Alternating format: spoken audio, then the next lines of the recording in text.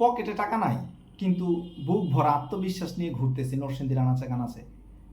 আমার এখন একটা স্বপ্ন, নরসিংদীর কোথাও একেবারে মানে রাস্তার কাছে হইতে হবে না, কোনো একটা ধান ক্ষেত বা দূরের কোনো একটা জায়গায় আমি ছোট্ট একটা জায়গা কিনবো, 1 খণ্ড জমি কিনবো, ওই জমিতে আমি ছোট্ট একটা ঘর করব, যেন আমাকে বাসা ভাড়াটা না দিতে হয়। কারণ এখানে আমাকে প্রত্যেক মাসে 11,000 টাকা করে বাসা ভাড়া দিতে হয়। আর যদি আমার জন্য ছোট্ট একটা ঘর করতে পারি, ওই ঘরের আশপাশ থেকে ধরেন কচুর পাতা, কচুর লতি বা 2টা ঢেঁড়স গাছ, একটু পুঁই শাক, এই ধরনের কিছু সবজিও জোগাড় করতে পারবো, যার জন্য আমার মানে যার মাধ্যমে আমার সংসারের খরচটা একটু কমে আসবে।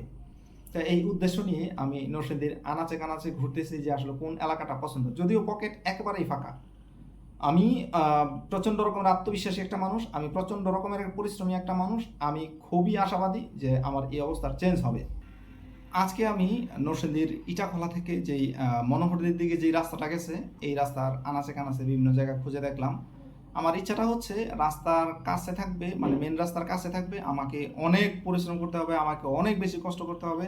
আমার টার্গেট হচ্ছে আমি এগ্রিকালচার নিয়ে কাজ করব, তখন আমি আমার যে এগ্রিকালচারের যে প্রোডাক্টগুলো আছে, এই প্রোডাক্টগুলো যেন আমি কুরিয়ার মাধ্যমে সারা বাংলাদেশে দিতে পারি।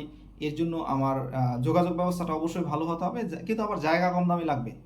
তো এই উদ্দেশ্যটা নিয়েই আজকে বিভিন্ন জায়গায় ঘুরলাম। দাম দর তো জমির করার সুযোগই নাই, কারণ পকেট ফাঁকা, খোঁজ খবরও নেওয়ার সুযোগ নাই। আমি জাস্ট ঘুরে দেখতেছিলাম যে আসলে কোন দিকের ব্যাপারে আমি আশা করতে পারি, কারণ আশা নিয়েই মানুষ বেঁচে থাকে। আমি শিখতে পারছি আকাঙ্ক্ষা থেকে মানুষের অসীম বুদ্ধিমত্তা অটো সাজেশনের মাধ্যমে অবচেতন মনের সাথে যোগাযোগ করে এবং এই যোগাযোগের মাধ্যমে কোনো একটা অ্যাকশনে যায়। তো আমার মনে প্রচণ্ড রকমের আকাঙ্ক্ষা আছে, আমাকে ছোট্ট একটা জমি কিনতে হবে এবং এখানে বাড়ি করতে হবে। এটা আমি আমার ব্রেনে সেট করে রাখছি।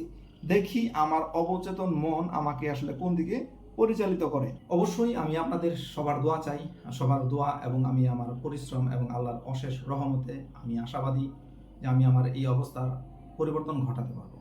দেখা হচ্ছে পরের ভিডিওতে, সে পর্যন্ত সবাই ভালো থাকুন, সুস্থ থাকুন, সেই প্রত্যাশায় বিদায় নিচ্ছি। আল্লাহ হাফিজ।